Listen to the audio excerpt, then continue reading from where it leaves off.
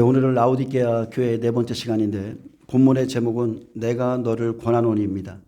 내가 너를 권한다는 것은 하나님의 권명과 하나님의 충고의 말씀이 지금 라오디게아 교회에 있다는 겁니다. 근데 중요한 것은 책망과 권고와 충고가 있지만 중요한 건 이거예요. 내가 사랑하는 자를 책망한다는 겁니다. 그래서 우리에게 책망이 끊이지 않고 하나님의 간섭이 있다는 것은 우리가 하나님의 사랑받고 있다는 것을 꼭 명심하시기 바랍니다. 그래서 지금 내가 너를 권한다 이 말씀을 이렇게 증거하기 앞서 찬양할 때 순간적으로 그런 생각이 들었어요. 예수님께서 부활하시고 승천하시기 전에 제자들에게 그 당부했던 말씀이 있죠. 그 말씀과 같은 거예요. 그 말씀과 같이 지금 저와 여러분의 마음에 하나님이 우리가 올바로 설 수 있도록 지금 이렇게 책망하는 것을 잘 듣고 주님의 오심을 준비해야 될 줄로 믿습니다. 계시록 3장 18절에 보면 미지근하고 뜨겁지도 차지도 않은 라오디게아 교회에 주시는 하나님의 권면이 있습니다. 내가 너를 권하노니 내게서 불로 연단한 금을 사서 부유하게 하고 흰옷을 사서 입어 벌거벗은 수치를 보이지 않게 하고 안약을 사서 눈에 발라보게 하라. 하나님의 가장 좋은 처방은 다른 게 아니에요. 광야로 보내는 겁니다. 다른 방법이 없어요. 미지근한 데에는 광야만큼 좋은 처방이 없습니다. 예수님은 영적으로 가난한 라오디게아에게 불로 연단한 금, 즉 시련을 통한 믿음을 사서 영적으로 부유해지라고 권면합니다. 여러분 많은 사람들이 말씀 그래요. 근데 말씀 자체가 영적으로 부유한 게 아니에요. 생활에서 그 말씀을 옷 입는 것이 부유한 겁니다. 사람들은 불같은 시험 속에서 진정한 믿음을 갖게 되고 하나님의 전신갑주를 입게 됩니다. 내가 너를 권하노니 예수님의 처방과 권면은 서머나 교회가 가는 것처럼 광야를 가라고 권하셨습니다. 내가 차든지 뜨겁든 자기를 원하노라. 그래서 광야에 들어가면 첫 번째 불같은 시험이 기다리고 있습니다. 요셉도 그랬죠. 우리는 말씀을 준비하며 시련의 불 속인 광야에 들어가지 않도록 삶 속에서 스스로 하나하나 바뀌어 가야 됩니다. 이게 최고예요. 어떤 책망 때문에 내가 이렇게 광야에 가는 게 아니라 내가 알아서 하나님을 사랑함으로 내 자신이 바뀌어가는 것. 하나님이 기뻐하시는 방향으로 가는 것이 가장 현명한 겁니다. 예레미야 22장 21절에도 내가 평안할 때에 그랬어요. 내가 평안할 때에 내가 내게 말하였으나 내 말이 나는 듣지 아니하리라 하였나니 내가 어려서부터 내 목소리를 청종하지 아니함이 내 습관이라. 그래서 우리는 잘못된 신앙 습관을 바꿔야 됩니다. 평안할 때 하나님께서 말씀하시던 그 목소리를 청종하고 순종해야만 됩니다. 아멘. 하나님께서는 평안 가운데 말씀하세요. 연단은 어디를 가는 것이 아니죠. 생활 속에 연단에 들어간다는 뜻입니다. 벗어날 수 없는 생활 속에서 연단받죠. 그래서 우리의 생활이 광야가 됩니다. 그냥 생활 자체가 광야예요. 왜 이렇게 힘든지 몰라요. 연단한 금은 용광로 불 속에 넣어야 찌꺼기가 재지듯 불같은 환경 속에서 자기 믿음의 현 주소를 봅니다. 나는 부자라 부유하여 부족함이 없다고 생각하고 있었는데 하나님의 말씀이 연단할 때에 그제서야 말씀 앞에 내가 누구이며 어떤 믿음을 가졌는지를 알게 됩니다. 그래서 자신을 아는 것이 굉장히 중요하죠. 고린도전서 3장 12절에 만일 누구든지 금이나 은이나 보석이나 나무나 풀이나 짚으로 이 터 위에 세우면 각 사람의 공적이 나타날 터인데 그 날이 공적을 밝히리니 이는 불로 나타내고 그 불이 각 사람의 공적이 어떠한 것을 시험할 것입니다. 불로 인해서 집이나 풀이나 나무의 믿음도 드러나고요. 불로 인해서 금은 보석에 드러납니다. 그리고 예를 들어서 금일지라도 어떤 금인지 아주 세세하게 시험하세요. 순도 99.99%. 여러분 그런 믿음이 되시길 축복합니다. 근데 18K에서 끝나. 근데 24K에서 딱 끝나요. 근데 순도 99.9%는요. 섞인 게 없다는 거예요. 진실한 사람이죠. 하나님 앞에 깨끗하고 고난 받을수록 사람이 정결해집니다. 마음에 두 마음이 없어요. 99.9%가 되기 위해서 많은 광야를 거쳤을 것이고 고난과 시험을 받지만 어쨌든 간에 그 결과로 하나님 앞에 정결한 사람이 됩니다. 끝까지 전신갑주를 입고 있는 자는 흰옷을 입습니다. 흰옷. 우리는 옳은 행실을 가져야 됩니다. 말씀 앞에 서서 자기 고집과 생각을 버리면 수치를 보이지 않게 될 것이고 안약을 사서 발라보라 하셨듯이 안약을 사서 바르면 선과 악이 정확히 분별됩니다. 그래서 눈에 보이는 대로 말하거나 판단하지 않게 되고 선악이 정확히 분별되는 삶을 우리가 살아야 됩니다. 지식만 가지고 볼 수 없었던 것이 광야의 삶을 통해서 하나하나 보이죠. 예전에는 저 사람 왜 이래 이랬는데 내가 그 형편에 처해 보니까 각 사람의 사정도 알게 되고, 어쨌든 간에 하나님이 우리를 광야로 넣어보면 조금이나마 알게 돼요. 안 보이던 것들이 보이게 됩니다. 그래서 예수님이 권면하신 것은 삶 속에서 이루어지는 겁니다. 내게서 불로 연단한 금을 사서 부유하게 하고, 예수님은 자, 불을 통해서 지식의 부유가 아니에요. 지식의 부유가 아니라 생명의 부유를 위해서 내게서 불로 연단한 금을 사라고 부유해질 수 있는 방법을 알려줬습니다. 여러분, 영적으로 부유해질 수 있는 것은 불로 연단한 금입니다. 아멘. 연단 없이, 시련 없이, 고난 없이 사람이 부유해질 수 없어요. 영적으로 절대 없습니다. 신앙은 지식으로 부유한 자가 아니라 믿음으로 부유한 자가 돼야 됩니다. 지식은 믿음으로 가는 통로와 같습니다. 지식이 없이는 참된 믿음으로 갈 수 없죠. 하나님의 뜻을 모르는데 어떻게 참된 믿음을 가질 수 있어요? 그래서 믿음의 부유함이 생겨 삶 속에 지혜가 생겨야 됩니다. 불로 연단한 금은 시련을 통한 참된 믿음입니다. 가지고 있는 내가 아는 이 지식의 말씀을 연단을 통하여 행함으로 옷 입게 됩니다. 애쓰고 힘써 말씀을 지키는 것이 옷 입는 것이고, 자, 그런데도 다른 사람은 잘 변하는 것 같은데 나는 안 변해. 안 변하게 여러분 더 힘쓰고 더 애쓰셔야 돼요. 아멘. 사람마다 기질이 있어요. 그래서 하나님이 꺾는 것도 하나님의 방법대로 하시지만, 그래서 우리가 힘써야 되기 때문에 믿음은 금보다 귀한 겁니다. 훨씬 귀한 거예요. 하나님의 자녀가 생명의 길로 가려고 할 때, 우리가 그런 길을 선택할 때 하나님의 응답을 주시죠. 그럴 때 비전이 생기고 우리가 다시 뜨거워지고 가치관이 변하게 되고, 연단한 금은요, 불 속에 넣어봐야 어떤 금인지를 알 수 있습니다. 즉 내가 지금 어떤 말씀을 가졌느냐에 따라서 생활 속에서 내가 바뀌죠. 내가 젖먹는 말씀을 가지고 있고, 아니면은 내가 장성한 단단한 그런 말씀을 가지고 있으면요, 어떤 말씀을 가졌느냐에 따라 사람이 불로 연단하실 때 바뀌어요. 말씀에 따라 사람이 바뀌는 거예요. 광야는 생활 속의 연단입니다. 고난이 없으면 좋겠지만 고난 속에서 온전한 믿음을 삽니다. 찌꺼기가 빠지면 순금이 되듯이 말씀을 가지고 고난 속에 탁 넣어보면 생활 속에서 죄와 싸워서 말씀이 부유해지고 생명이 되고, 그래서 불 속에 들어갔다 나오면 예수님의 생명으로 변화된 아름다운 내면을 소유하게 됩니다. 고분고분하고 온유해지고 낮아진 사람은 기도가 깊이 들어가죠. 아멘. 기도 안 하면 목소리에 힘들어가요. 이해가 되시나요? 매일 기도한 사람은 잘잘잘잘 물이 흐르듯이 나오는데, 어쩌다 나와서 기도 한번 하면 돌파할 게 너무 많아. 그래갖고 막 빠바바 막 큰 소리 내니까 사람들이 기도가 능력이 있다 막 이러는데, 그게 아니고 하여튼 기도 안 하면 목소리 힘들어갑니다. 예, 여러분 매일 나와서 기도하세요. 매일 나와서. 그래서 금 같은 믿음, 생명이 된 말씀 그냥 된 것이 아니죠. 광야는 말씀을 가진 자가 나가는 겁니다. 말씀을 가지고 나가요. 삶 속에서 그렇게 살고자 하는 마음이 광야예요. 그래서 우리는 몸은 그대로인데 마음이 광야에 가는 거예요. 마음이.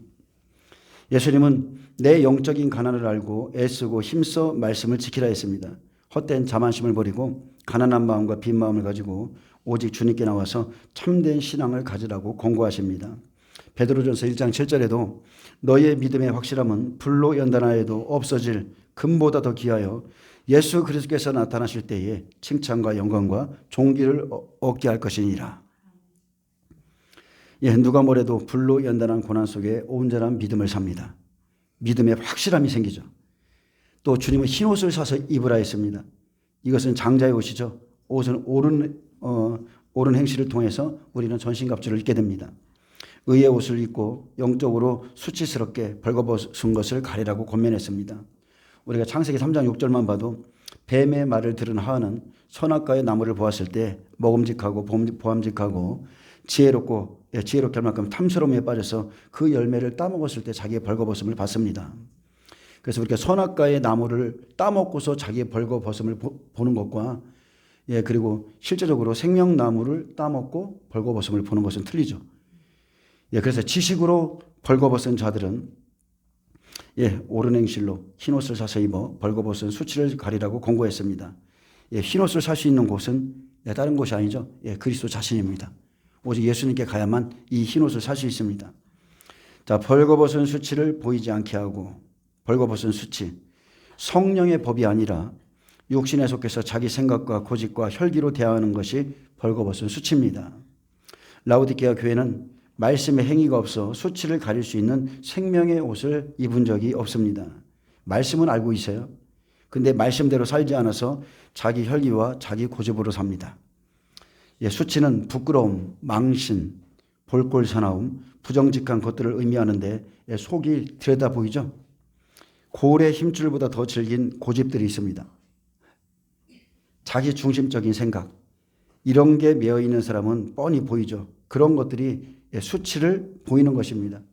우리 집사님이 마태복음 13장 아이들을 가리키면서 이렇게 딱 만들어서 돌짝밭, 길가밭, 가시떨기밭 다 일일이 돌 붙이고 가시떨기 나무 붙이고 예, 그리고 쭉 펴고 좋은 밭, 그죠? 거기서 100배, 60배, 30배가 나온다 이렇게 해놓으셨는데 똑같습니다. 바꿔야 돼요. 자기 심령을 자기 혈기와 고집으로 사는 게 아니라 하나님의 말씀으로 하나님의 말씀에 순종하며 살 때에 옥토가 되는 겁니다. 오직 거기서 100배, 60배, 30배의 사람이 나오죠. 사람들은 예수님을 믿기 전에 자기 고집들이 있어요. 그런 것들이 계속 고집한다면 여전히 수치를 보이는 것입니다. 나는 변화되지 못했습니다. 나는 이렇습니다. 여전히 자신을 이렇게 드러내 보이는 것은 수치입니다. 하나님의 약속 안에 들어가서 그 수치가 보이지 않게 하라 했습니다. 말씀은 전하면서 자신을 지키지 않고 어떤 일을 결정할 때 만약 성경과 상관없이 한다면, 말씀과 상관없이 한다면 우리는 온전치 못한 것으로 수치를 당할 것입니다. 자, 목회하다 보면 힘든 것들이 있습니다. 그건 다른 게 아니죠. 어떤 사람을 보면 속에 도대체가 뭐가 있는지를 모르겠어요. 어떤 사람은 5분만 만나면 다 알아. 5분만 만나면 자기의 족보부터 쫙 이렇게 말을 해서 예, 쫙 아는데 힘든 성도들이 있어요. 속에 무엇이 있는지, 뭐가 들어있는지, 무슨 생각하는지 도무지 대책이 없는 사람이 있고요. 또 말씀에 즉각적으로 순종해서 이렇게 빠르게 성장하는 사람들도 있습니다. 그래서 나중된 자가 먼저 된 자보다 빨라요. 그런 사람들이 많이 있습니다. 어쨌든 우리는 하나님의 말씀 안에서 최대한 빨리 벌거벗은 수치를 보이지 않게 해야 됩니다. 그리고 또 하나, 안약을 사서 눈에 발라보게 하라. 자, 영적인 것이죠. 영적인 시각이죠. 영적인 시각 장애를 치유하기 위해서 안약을 사서 발라야 됩니다. 우리는 영적인 눈이 열려야 돼요. 갈수록 영적인 눈이 밝아져야 됩니다. 눈을 치유하고 자신의 모습을 온전히 바라보셔야 돼요. 영안이 열렸다면서 자신은 못 보고 다른 이의 영적인 모습만 본다면 굉장히 잘못 가고 있는 겁니다. 바리새인들이요, 예수님이 고친 맹인을 봤어요. 그리고 예수님이 말씀하셨죠. 너희가 본다고 하니 너희 죄가 그대로 있다. 그때 바리새인들이 말했어요. 우리도 맹인인가? 우리도 맹인인가? 근데 오늘 지금 이 말씀을 듣는 우리도 맹인일 수 있습니다. 아멘? 이걸 인정하셔야 돼요. 우리도 맹인일 수 있어요. 보지 못한다고 하는 자는 고침받을 수 있지만 본다고 말하는 맹인은 자기 죄가 그대로 있습니다. 생활 속에서 마지막 때 진리의 말씀을 준비한 자가 사는 것을 보게 하십니다. 그래서 우리는 우리 자신부터 밖에서 잘하려고 하지 말고 여러분 가정에서부터 잘하시길 축복합니다. 가정에서 인정받으셔야 돼요. 가정에서. 나보다 믿음이 연약한 남편이 나에 대해서 다 알고 있어요. 맞아, 저 사람은 말과 행동이 같아. 인정해주면 여러분은 인정받은 겁니다. 그래서 7개의 모습 속에서 이제 라오디게아 이제 끝인데 여기에서 내 모습을 찾으셔야 돼요. 나는 어떤 교회에 속해 있으며 나는 어떤 종 밑에 있는가, 내 모습을 발견하고 하나님이 권면한 것을 다 받아야 됩니다. 그래서 광야의 연단을 통해서 공의의 법을 알게 되면 눈이 볼 수 있습니다. 여러분, 공의가 있어야 볼 수 있는 거예요. 하나님의 공의의 법은 우리의 눈을 밝아지게 하고 맑아지게 합니다. 여호와의 도는 정결하고 깨끗하고. 그래서 우리 눈이 밝아지는데 내 생각에 머물러 있지 않고 하나님께서 정확한 공의를 알게 합니다. 그래서 하나님의 말씀을 깨달으면 들려요. 너 아직도 그러고 있냐? 아직도 그 모습이야? 내 모습이 보이죠. 고난과 연단을 통해서 죄를 뽑으면 뽑을수록 생활 속에서 선악을 분별하는 지혜가 나옵니다. 눈이 밝아지면 하여튼간에 여러 가지가 달라집니다. 악한 말 하지도 않고 무례 행치도 않고 이제 틀려요. 그러니까 안약을 사서 발라본 하나님의 사랑은 좀 틀려 보이는 거예요. 말씀 그대로 그 사랑이 믿어지는 거죠. 사랑은 그냥 다 덮어주는 거 이런 게 아니라 이것도 질서가 있는 거예요. 사랑은 오래 참고 온유하며 시기하지 않으며 사랑하지 아니하고 교만하지 아니하며 무례히 행하지 않고 성내지 않고 악한 것을 생각하지 않고 불의를 기뻐하지 않고 진리와 함께 기뻐하고 모든 것을 참고 믿고 바라고 견디느니라. 하나님의 이러한 사랑 안에서 공의의 열매가 나옵니다. 라우디게아 교회는 스스로 부자라고 생각하며 말씀만 준비하고 머물러 있기에 광야에 가기를 예수님이 원하셨습니다. 내가 너를 권하노니 내게서 불로 연단한 금을 사서 부유하게 하고 흰옷을 사서 입어 벌거벗은 수치를 보이지 않게 하고 안약을 사서 눈에 발라보게 하라. 그래서 우리에게 광야를 가라는 권면을 받게 되면 자 이제는 우리에게는 책망과 징계가 따르죠. 아멘. 근데 이것은 하나님이 우리를 사랑하시는 증거입니다.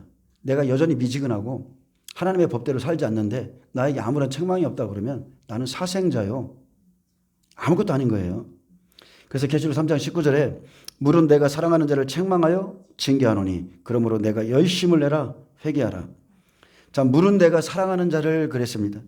예수님은 내가 사랑하는 자를 책망하고 징계한다고 말씀했습니다. 그리고 징계의 목적은 다른 게 아니죠. 내가 열심을 내라. 회개하라. 이 권면을 받아들이고 광야의 훈련을 받고 돌아서는 자는 자 바울과 같이 사울이었는데 바울과 같이 돌아서는 자는 그가 바로 하나님의 계명을 지키는 자고 하나님의 의로움으로 사는 자입니다. 그래서 내가 사랑하는 자를 책망하여 징계하노니 우리에게 위로가 되는 것은 이 말씀이에요. 예수님의 책망과 징계는 그가 사랑하는 자에게 임합니다. 책망은 헬라어로 엘렌코입니다. 원래 낮춤을 의미하는 말로서 교훈하고 다스리는 것을 나타내며 징계는 책망의 구체적인 형태로 나타나는 행위를 의미합니다. 예수님은 절대로 그 사랑하는 자의 잘못을 방관하지 않으시며 사랑 어린 책망과 징계로 인도하십니다. 아멘. 자, 구약의 선지자들이 예를 들어서 다윗만 봐도 그가 바세바를 범했을 때 그의 선지자를 보내죠. 책망을 주는 겁니다. 자, 차지도 덥지도 않은 것을 책망하시고 아직 이루지 못한 것 책망하고 징계합니다. 그래서 생명이 되지 못한 것들 이제 하나님이 하나하나 책망하기 시작하고 그리고 실제적인 이제 그 행위 징계를 통해서 그에게 생명을 얻게 합니다. 내가 주님 앞에 번제를 드려서 깨끗한 자가 될 때 선악을 분별하는 지혜를 더해 주시죠. 광야는 고난을 받으면서 지혜를 깨닫고 배웁니다. 광야는요 절대 헛된 시간이 아니에요. 책망을 받고 권면을 받아들이는 자들이 징계를 통해서 회개하고 다시 힘을 얻고 갑니다. 그래서 권면을 받아들이는 자는 사랑하는 자죠. 광야에 가는 것은 하나님의 징계를 받는 것인데 스스로 할 수 없으니 사탄의 회에 붙여서 자기 생각대로 사는 것 책망받으니 알고 돌이키도록 가르쳐 주십니다. 점점 하나님을 더 의지하기 위해서 하나님이 일하시고 하나님을 사랑하는 자는 하나님의 권고를 받게 됐습니다. 받습니다.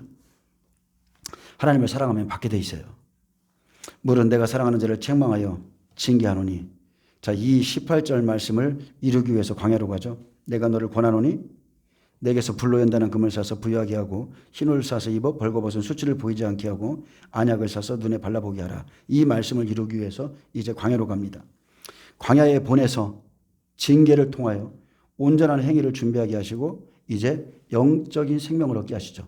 생명의 부유한 자가 되게 합니다. 그래서 신앙은요 사람의 지혜로 사는 게 아니에요. 절대로 사람의 지혜로 사는 것 아닙니다. 성령의 지혜를 얻어야 돼요. 사도 바울은 다메섹 도상에서 빛이신 예수님을 만나자 즉시 변화 받았습니다. 그리고 성령에 이끌려서 아라비아 광야로 들어갔죠. 그는 예수님이 누구신지를 더 깊이 알기 원했고 그리고 성령은 그가 더 깊이 깨달을 수 있도록 도와주셨고 사도 바울이 로마서 12장에 너희 몸을 하나님이 기뻐하시는 산제물로 드리라. 이는 너희가 드릴 영적 예배니라. 이렇게 아주 딱 못 박아줬어요. 너희 몸을 드리는 것이 영적 예배다. 너희는 이 세대를 본받지 말고 오직 마음을 새롭게 함으로 변화를 받아 하나님의 선하시고 기뻐하시고 온전하신 뜻이 무엇인지 분별하라. 여러분, 광야를 갔다 오면 이러한 삶이 분별돼요. 아멘. 이러한 삶을 사는 것이 거룩한 산제물이며 영적인 예배라고 했습니다. 많은 사람들이 영적 예배를 착각합니다. 그냥 아무 곳에서 드려도 영적 예배라고. 그게 아니에요. 자신을 번제물로 드리는 것. 제물이 죽듯이 자기의 생각, 자기의 어떠한 것들, 혈과 육으로 사는 것이 다 하나하나 다 빠져나가야 됩니다. 혈과 육은 하나님 나라를 유업으로 받을 수 없기에 혈과 육이 빠져나간 만큼 그 사람 겸손해지고요. 부드러워지고요. 순종하는 사람이 되고요. 그에게서 예수님이 나타납니다. 그 사람에게 하나님의 임재가 있어요.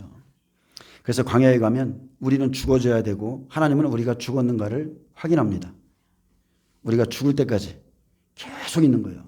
그래서 광야가 긴 사람이 있고 광야가 짧은 사람이 있어요. 진리 때문에 죽고 예수가 지금 내 안에 나 대신에 살고 있는가, 여러분 자신을 점검하셔야 돼요. 분명히 성경은 그리스도께서 내 안에 계신가 자신을 점검하라고 그랬죠. 그래야 이런 삶을 살 때 가정도 변하고 교회도 변하고 나라가 변합니다. 자신이 번제로 드려져야 된다는 거 잊지 마시기 바랍니다. 번제물은 다른 게 아니에요.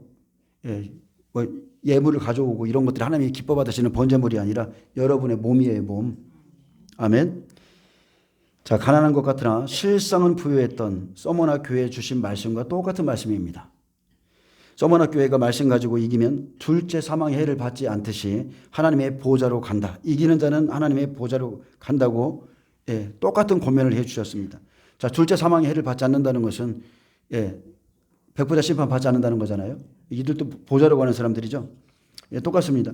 그래서 라오디게아 마지막 이 미지근한 교회도 이미 말씀에 부유한 자이기 때문에 말씀을 통해서 변하고 이기면 이 사람들도 보좌로 갑니다.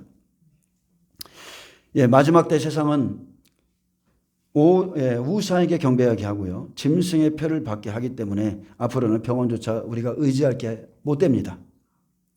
우리가 앞으로 의지할 수 있는 것은 유일하게 하나님이시고 하나님의 말씀밖에 없어요. 환난 안에서는 성령의 양육이 없습니다. 우리가 듣고 준비한 말씀과 같지 않으면 누구도 그날에는 믿지 못합니다. 그날에는 바다에서 그냥 그물을 끌어내는 날이라고 그랬어요. 그래서 좋은 물고기와 나쁜 물고기만 가른다 했습니다. 그래서 믿음은요, 미리 준비하는 거예요. 미리. 환난에 들어가기 전에 사람에 대한 측량이 끝나고 믿음에 대한 측량이 끝나고 지금 우리가 지금 듣고 전하는 이 계시록의 말씀은요, 마지막 때 공중에 다시 오시는 예수님을 만나기 위한 매뉴얼입니다. 예수님을 만나기 위한 매뉴얼. 계시록 1장부터 22장은 추수되어야 할 우리가 어떻게 준비되어야 하는지를 기록해 놓으셨습니다. 준비되지 않은 자들은 미련한 다섯 처녀처럼 그때 가서 자기 뜻대로 되지 않으니까 환난일 것이고 엄청난 환난이겠죠. 환난 속에서 무엇을 해야 될지 어디로 가야 될지 완전한 눈뜬 장님이 되는 겁니다.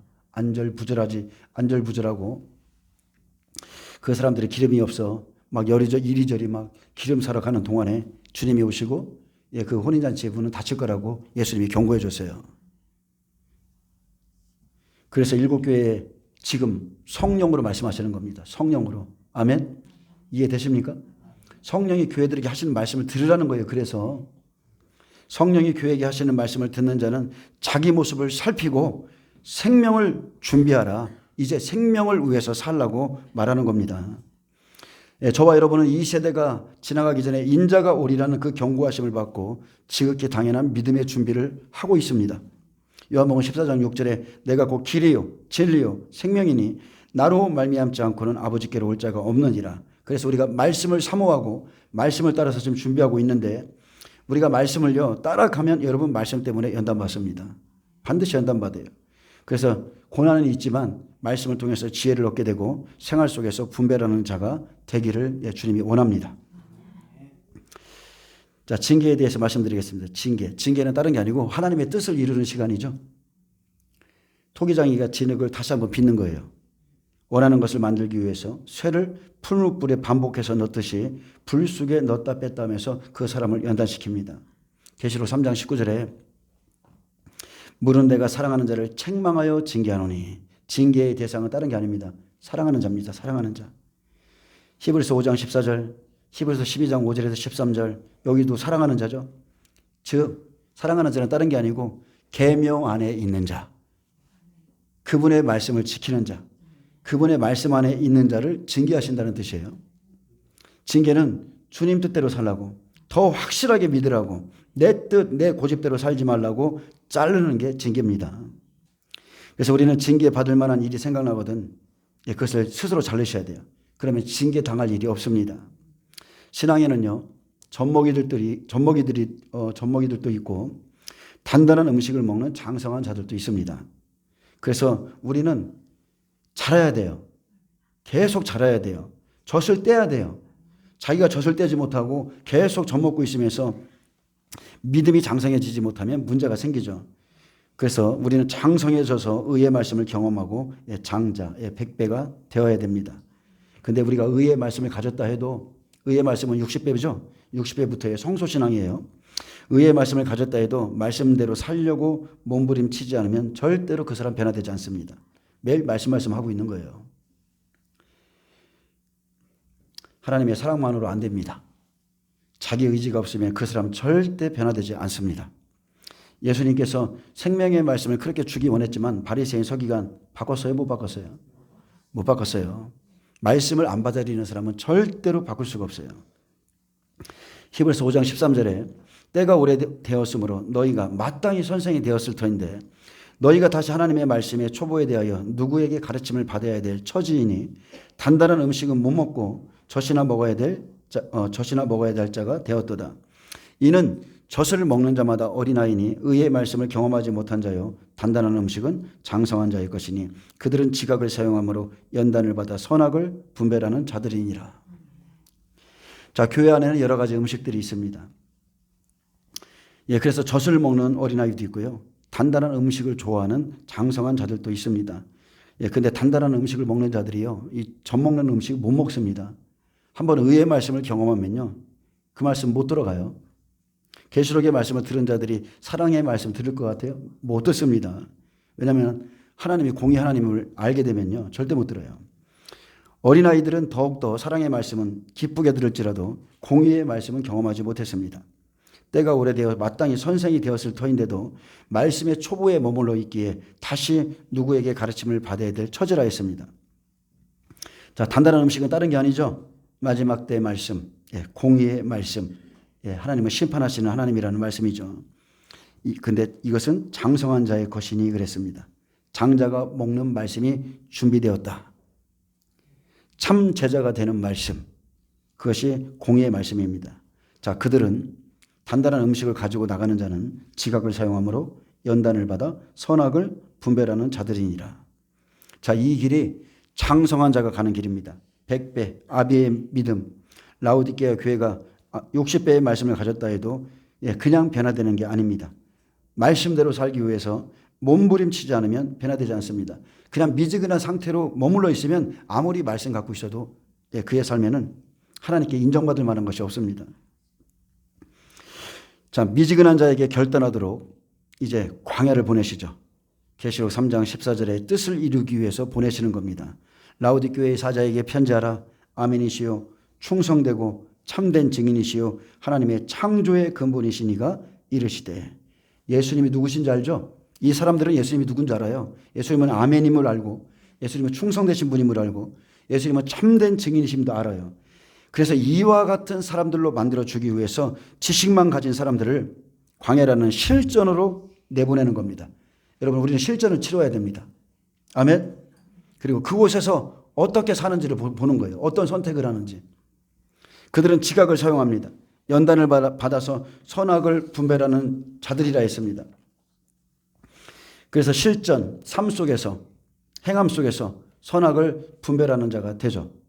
충성된 예수님의 삶을 본받게 하기 위해서 광야로 내보내시는데 거기에서 만나는 게 징계입니다. 징계. 광야 같은 삶 속에서 선악을 분별하게 하시고 그곳에서 하나하나씩 의로운 선택을 하며 나가게 하시죠. 근데 아까 잠깐 말씀드렸지만 선택해야 될 상황이 와요. 주의를 범해야 될까? 말해야 될까? 직장을 지금 구하고 있는데 그쪽에서 돈을 좀 주고 좋은 직장이 나왔어요. 근데 지금 말씀 가운데 선택해야죠. 그런 상황들이 온다니까요. 계속적으로 그런 상황이 와요. 계속적으로 그런 상황 속에서 의로운 선택을 하면서 나가게 하시는 것. 연단을 받아야, 실전을 겪어봐야 선악을 분별하는 자가 되어 아멘이시요 충성되고 참된 증인같이 됩니다. 그리고 이런 자들이 이기고 보좌에 가는 거예요. 아무나 보좌 가는 게 아닙니다. 히브리서 12장 5절에서 13절에 아들의 길을 가죠. 아들의 길에 대해서 말씀했습니다. 또 아들들에게 권하는 것 같이, 자, 비유죠. 너희에게 권면하신 말씀도 잊었도다. 일러스되 너희에게 권면하신 말씀도 일렀도다. 잊었도다. 이게 바로 징계의 이유죠. 너희에게 준 말씀을 잊었기 때문에 이게 징계의 이유인 거예요. 내 아들아, 주의 징계하심을 경히 여기지 말며 가벼이 여기지 말며 그에게 꾸지람을 받을 때에 낙심하지 말라. 자, 히브리서 12장 5절은 또 아들들에게 권하는 것 같이 너희에게 권면하신 말씀을 잊었도다. 일러스되 그랬습니다. 라오디게의 교회가 권면하신 말씀을 잊었기에 그래서 광야 가는 겁니다. 본문은 아들들인 너희에게 말한 권면을 완전히 잊었느냐 이런 뜻이에요. 아들들인 너희에게 말한 권면을 완전히 잊었느냐 이런 의문문을 갖고 있습니다. 이 물음을 통해서 수신자는 훈련과 교육의 측면에서 부과된 고난의 바른 개념을 완전히 잊어버렸음을 확고하면서도 자 부드럽게 비난하고 있습니다. 이것을 쓴 저자가 은근히 확고하면서도 부드럽게 지금 비난하고 있는 거예요. 우리는 고난이 훈련의 성격을 띈 것임을 알아야 됩니다. 아멘. 여러분, 우리에게 고난이 오는 것은 여러분 훈련이에요. 훈련. 하나를 넘으면 또 하나가 오고 또 넘으면 또 하나가 와요. 내 아들아, 주의 징계하심을 경히 여기지 말며 징계를 받을 때 깊이 생각하고 나로 말미암아 하나님께서 무엇을 깨닫게 하시는가 여러분 중히 여겨야 됩니다. 무겁게 여겨야 된다는 거예요. 근데 징계를 받을 때도요. 하나님의 말씀이 없으면 권면하신 말씀도 징계도 가벼이 여깁니다. 말씀이 없으면 가벼이 여기고 자유롭고 기뻐요. 징계를 받은데도. 근데 말씀을 깊이 깨달으면 구원은 오직 은혜로 쉽게 받았지만 천국 가는 것은 결코 쉽지 않다는 것을 알게 됩니다.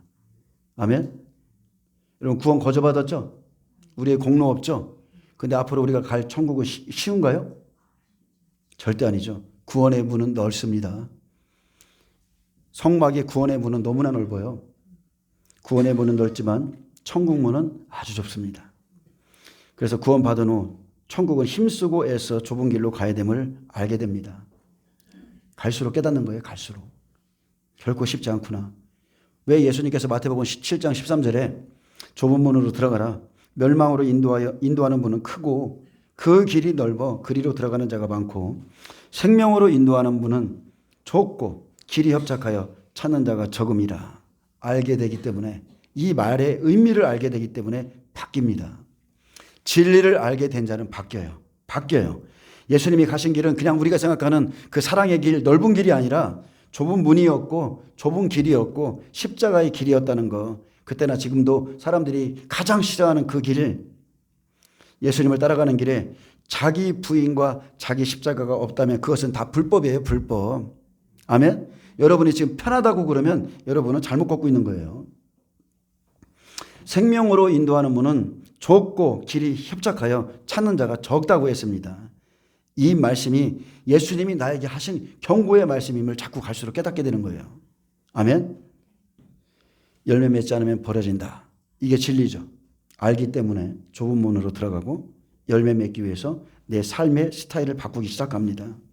그래서 말씀이 깊어질수록 장성한 자가 되어지면 사람과의 대화는 조금씩 줄어들죠.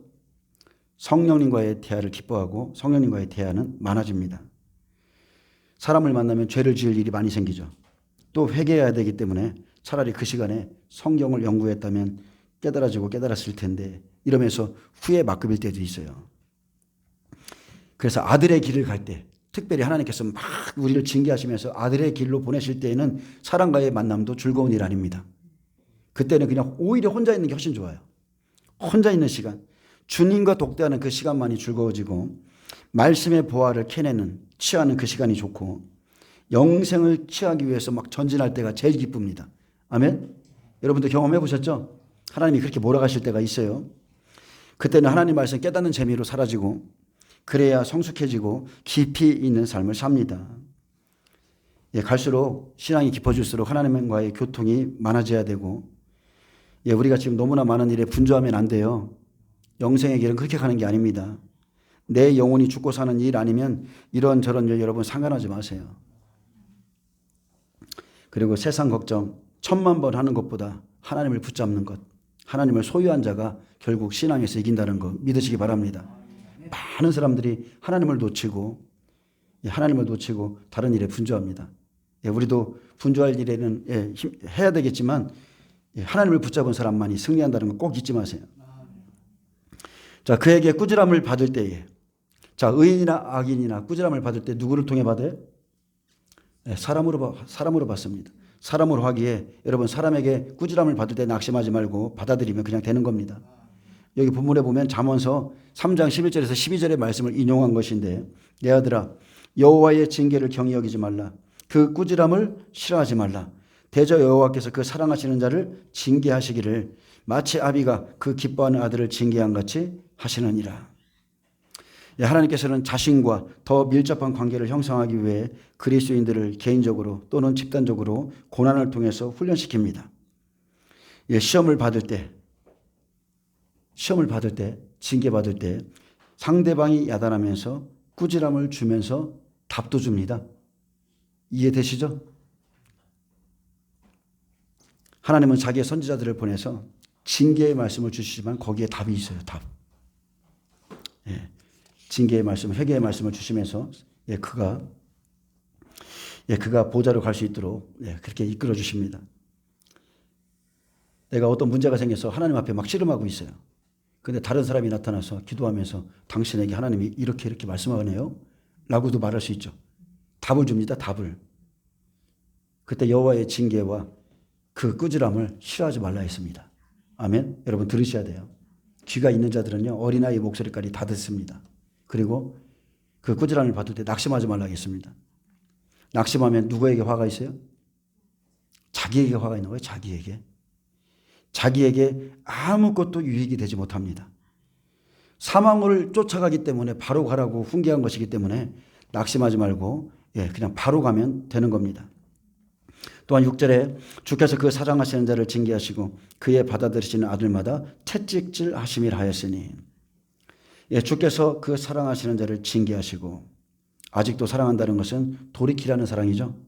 징계하심에 해당하는 헬라어 파이데이아스는 꾸짖는다, 교정, 징벌과 같은 수단을 통해서 교훈하시고 교육하시는 것을 의미합니다.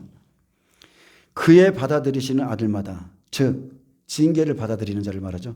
권면을 받는 자에게 더 빨리 가라고 부지런히 뛰라고 하시죠. 여러분 받아들이기 때문에 채찍질하는 거예요. 이해되십니까? 안 받아들이면요 채찍질 할 수가 없어요. 자, 채찍질 하시듯 이것은 순종하는 사람에게 더 빨리 가라고, 생명으로 가라고 채찍질하는 겁니다. 그래서 징계할 때에 여러분은 고치시려고 하셔야 돼요. 징계를 받을 마음이 있어야 됩니다. 나에게 고칠 것이 있구나. 오늘 하나님의 말씀이 나를 찌르는구나 알아야 되고요.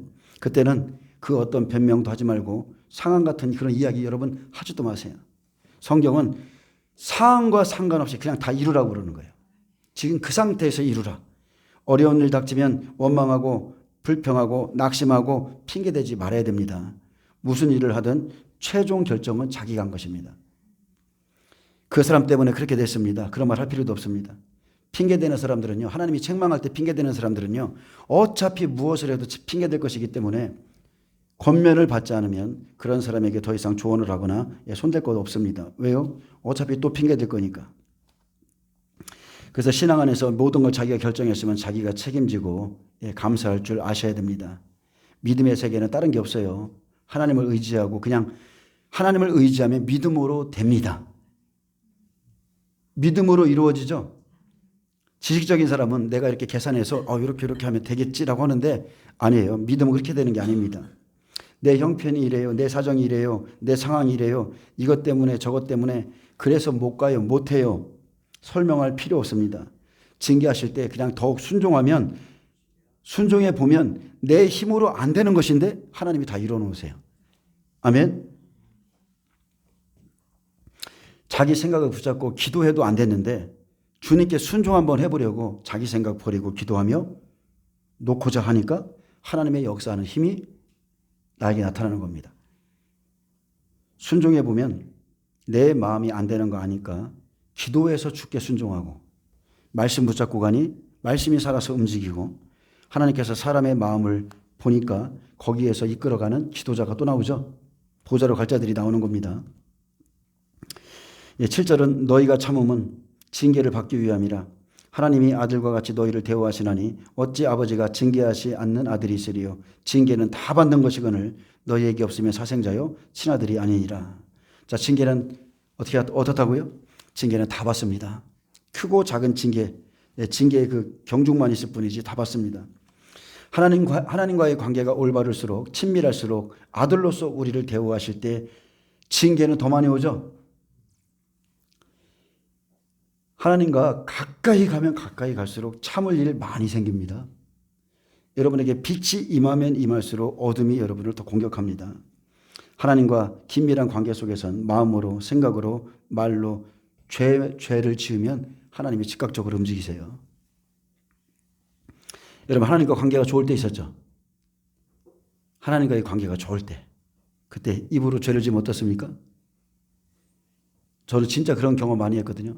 입으로 죄를 지으면 입이 굳어요. 어떤 때는 혀도 안 움직입니다. 누군가에게 상처를 주는 말을 하면 내 가슴에 통증이 있어서 아파서 견딜 수가 없어서 이거를 기도로서 풀고 토해내야 하나님이 용서해 주시고 내가 잘못했구나. 하나님이 나를 지금 회개하라고 하는구나. 그때는 금방금방 깨닫게 하셨어요. 그런데 이 중에도 그런 말을 하는 사람이 있을 겁니다. 뭔 소리야? 별소리를 다 해도 나는 아무렇지도 않더라.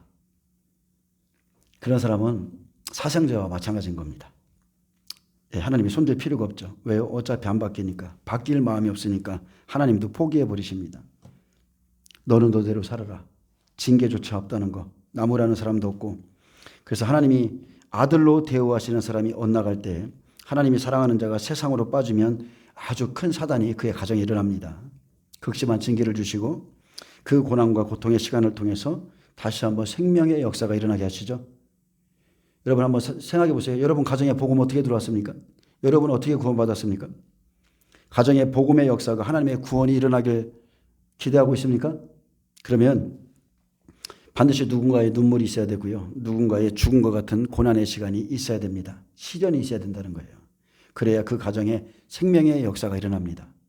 아멘. 빌립보 감옥의 간수 한번 생각해 보세요. 하나님이 빌립보 감옥에 있는 그 간수를 얼마나 사랑하시는지. 그래서 귀신을 쫓아줬더니 귀신 때문에 옥에 붙잡히고 옥에 갔더니 찬양을 했더니 옥문이 열리고 거기서 자살하려는 간수를 보게 되고 복음이 전해지고 많은 사람들이 이제 바울이 이렇게 옥문이 열리더라 이것만 생각하지만 간수의 입장에서 보면 그죠? 간수의 입장에서 나에게 구원이 어떻게 흘러 들어왔나를 생각해 보면 저 사람들이 나에게 복음을 주기 위해서 매맞고 귀신 쫓아주고 그러느라고 그렇게 해서 우리 가정에 복음이 들어왔다는 것을 깨달으면 진짜 그 하나님의 은혜에 감격할 수밖에 없어요.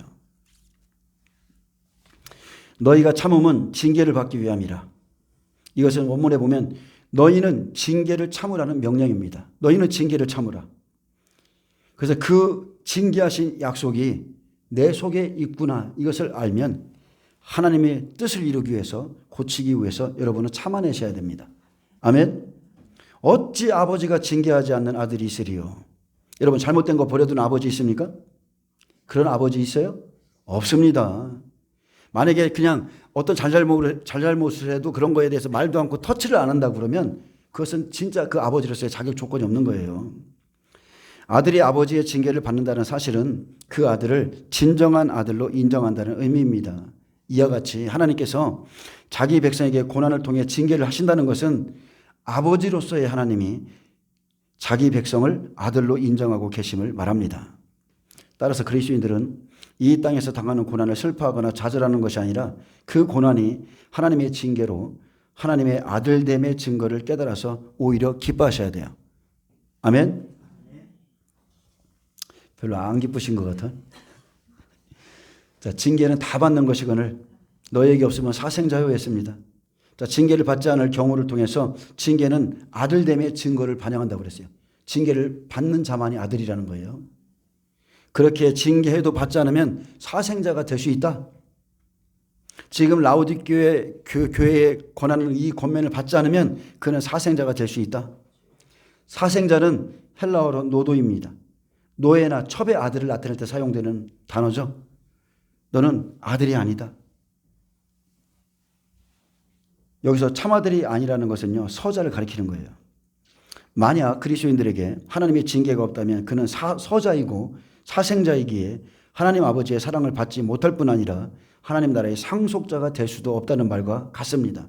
반대로 그리스도인이 당하는 고난의 징계는 그리스도인이 하나님의 아들로서 아버지의 사랑과 상속자로서의 특권적 위치를 소유하고 있음을 나타냅니다. 감사하게도 하나님께서 간섭하지 않는다는 것은 사생자고요. 간섭한다는 것은 우리가 그의 아들이라는 거예요. 그래서 고칠 생각이 있으면 하나님은 그 사람을 고치기 위해서 아이들의 입을 열어서라도 말씀하신다는 거. 그래서 우리는 들어야 됩니다. 하나님의 음성을 들어야 돼요. 그 사람이 고칠 마음이 있기 때문에 하나님도 말씀하시는 거예요. 그리고 고치면 하나님 보시기에 아름다워지죠.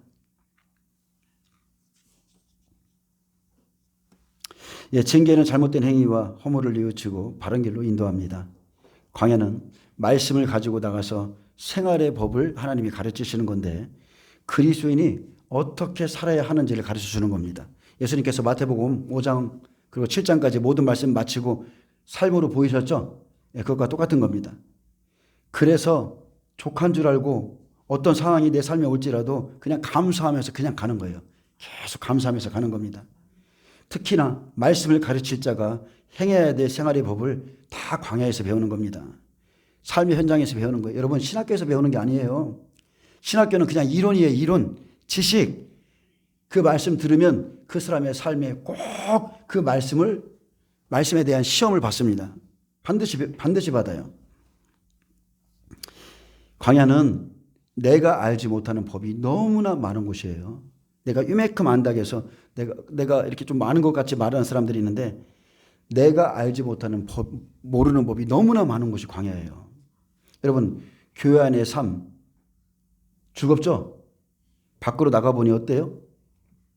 말씀은 들었는데 밖으로 나가보니까 너무나 당황스럽죠? 너무나 힘들죠? 틀린 겁니다. 이론과 실전은 틀린 거예요. 선악을 분별할 줄 아는 지혜가 있어야 이거는 가야 될 길이다. 이건 가지 말아야 될 길이다.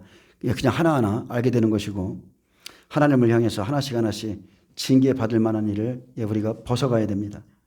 안 된 부분은 징계받으시고요.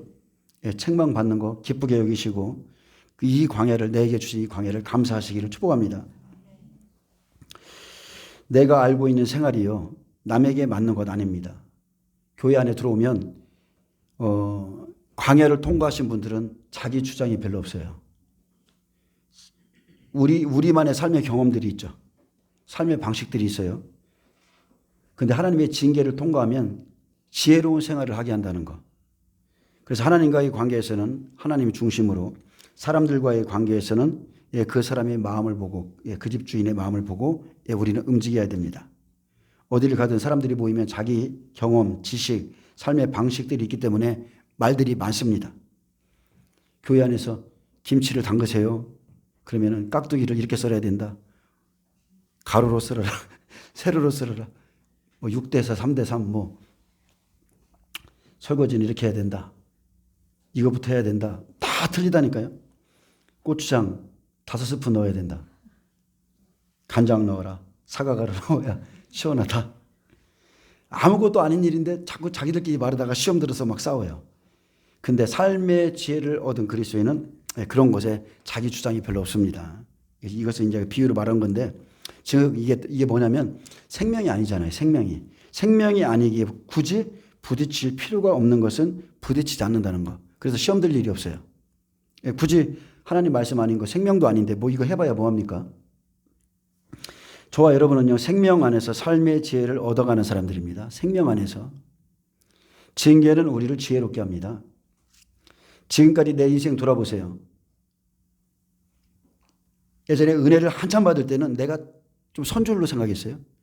무엇이 보여지고 들려지고 내가 깨달은 게 막 다한 것 같고 그렇죠. 근데 시간 지나 보니까 그때 왜 그랬을까 생각 들죠. 왜 그렇게 말했을까? 왜 쓸데없는 말을 했을까? 왜 그런 생각으로 그런 마음으로 권면했을까? 생명을 이루지 못하고 삶의 지혜가 없었던 내 모습이 이제 보니 어린아이 같은 삶이었구나. 지나고 보면 깨닫게 됩니다. 말씀을 달달 외웁니다.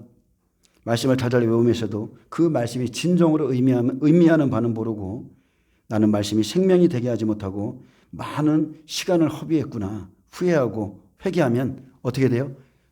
다른 일을 원망하는 게 아니라 자기 가슴 치죠. 다 내 죄입니다. 다 나의 잘못입니다. 그런 고백이 나오는 생명의 사람이 된다는 것. 아멘. 그래서 말씀이 내 안에서 깊이 이루어지면 지나간 일 보면서 그땐 내가 어리석었었다 고백합니다. 삶의 지혜가 옵니다.